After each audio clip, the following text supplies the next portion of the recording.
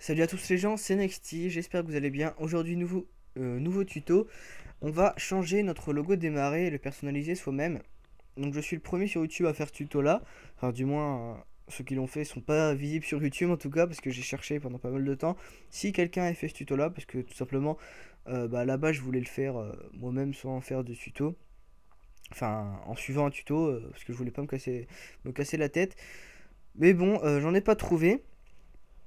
Donc, j'en profite pour vous faire un petit tuto parce que du coup j'ai dû me démerder moi-même. Et, euh, et donc voilà, donc on s'en fout, on va changer le logo comme vous voyez ici. À la base on a le logo démarrer bien sûr. Et là j'ai mis mon logo à moi avec des petits effets etc. Donc je vais vous apprendre à faire ceci. Donc ça marche seulement sur Windows 7. Ça, je crois que c'est impossible sur Windows Vista et sur Windows XP. Je crois que sur Windows 8 c'est beaucoup plus simple à faire, mais vous pouvez pas suivre ce tuto. Donc voilà. Vous allez aller sur un site, je vous mettrai le lien dans la description. Vous allez le dérouler et vous allez avoir un petit bouton download. Donc vous cliquez dessus. Donc pour télécharger le logiciel. Si le téléchargement se lance pas, donc ce qui est mon cas, vous allez cliquer here. Donc là il y a marqué si le téléchargement ne marche pas, clique here.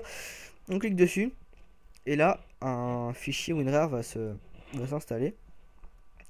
Oula, j'en ai deux qui sont installés, je sais pas ce qui se passe. Donc une fois que c'est fait, vous l'ouvrez. Là vous aurez une petite application, vous double-cliquez dessus et vous l'exécutez. Voilà. Donc maintenant on va se rendre sur Photoshop et on va commencer à créer notre logo. Alors je vous ai concocté un petit attends, je vais vous montrer un petit template où vous aurez juste à modifier, vous avez les dimensions etc. Comme ça vous embête pas de, enfin voilà, vous aurez pas de problème si vous respectez les dimensions, parce que c'est vrai que le logiciel est un petit peu capricieux, pardon. Il faut vraiment que les dimensions soient bien.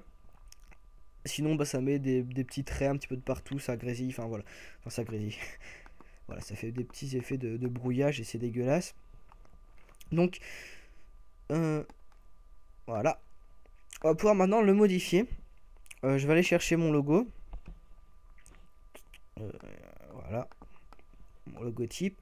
Donc, je le fais glisser dedans. Bien sûr, le lien de téléchargement sera dans la description hein, du template. Donc voilà, je mets mon logo, je vais lui mettre une couleur. Donc, je clique dessus, incrustation couleur. Je vais mettre une autre couleur, je peux mettre une couleur, voilà, je vais mettre du jaune.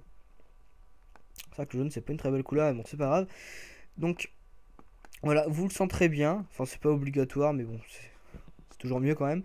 Vous le centrez bien dans le carré correspondant. Donc je vais expliquer vite fait les différents carrés, donc 1, 2, 3, donc il y a 3 carrés. Le premier carré c'est le carré qu'on voit ici, donc là le logo simple normal quoi. Le deuxième carré c'est quand on passera dessus, donc il y aura une petite lumière qui va se mettre. Et le troisième, c'est quand on aura cliqué dessus et qu'on voit la fenêtre de Windows. Et donc voilà. Donc là, on a notre premier carré, notre logo tout simple. Voilà, je vais lui mettre une autre petite couleur par-dessus. Donc je vais créer un nouveau calque. Et je vais mettre une couleur rouge. Donc hop, avec ce nouveau calque, je vais faire ça. Un petit peu comme j'ai fait avec mon logo. Je vais colorier ce calque. Clic droit, créer un masque d'écrêtage. Donc soit ça faut que je les convertis en objet dynamique avant. Donc je clique dessus, clic droit, convertir en objet dynamique. Et là vous voyez ça me met ce petit effet là. Vous l'avez montré une fois sur mon tuto pour créer un logo 2D je crois. Ce petit effet assez sympa. Donc voilà, vous n'êtes pas du tout obligé, là je vous explique si vous voulez faire un peu comme moi. Mais vous n'êtes pas du tout obligé pour ceux qui débutent. C'est peut-être un petit peu compliqué mais bon voilà. Maintenant, je vais prendre les deux. Donc, je clique sur un, je reste appuyé sur CTRL, je clique sur l'autre, clic droit, convertir en objet dynamique. Comme ça, on n'a qu'un seul et même calque. Ce sera plus facile pour après. Donc, je vais le dupliquer. Donc, je fais CTRL J et je vais le mettre au milieu. Comme ceci. Maintenant, je vais faire les petits effets pour qu'on ait ce petit effet de lumière. Donc, double-clic dessus pour ouvrir la fenêtre des styles de calque. Je vais mettre d'abord un petit biseautage. Donc je mets la profondeur à 1 et la taille à 0. Donc ça me met un petit effet 3D. Ensuite, je vais mettre une lumière externe pour donner ce petit effet de lumière quand je voilà. Et je vais mettre une lumière bleue. On peut faire assez sympa. Donc voilà, vous pouvez bouger la taille autant de fois que vous le souhaitez. Voilà, comme ceci, je pense que c'est bon. Et maintenant, je vais faire le troisième, donc celui qu'on aura cliqué dessus. Je vais reprendre mon calque de base. Hop, et je vais le mettre dedans.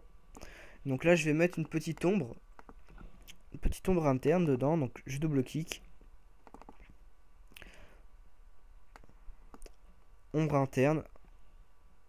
Donc je peux baisser l'opacité, la taille, la distance. Voilà, vous faites exactement comme vous voulez.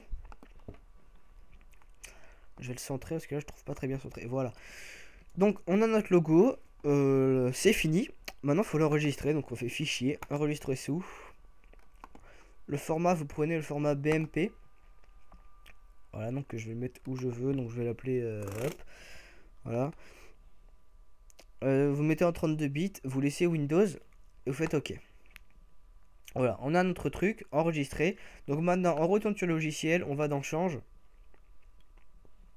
Et je vais aller chercher mon truc sur mon ordi, là où je l'ai enregistré. Donc voilà, je clique dessus, je fais ouvrir. Attention, on attend que ça charge. Et voilà, on a notre nouveau logo qu'on vient de créer. Donc j'ai rien d'autre à ajouter. Bon, c'est vrai que c'est un tuto pas forcément utile, mais bon, c'est assez sympa d'avoir son propre logo sur son ordi. Donc voilà, c'était Nexty, je vous dis à la prochaine. Bye tout le monde.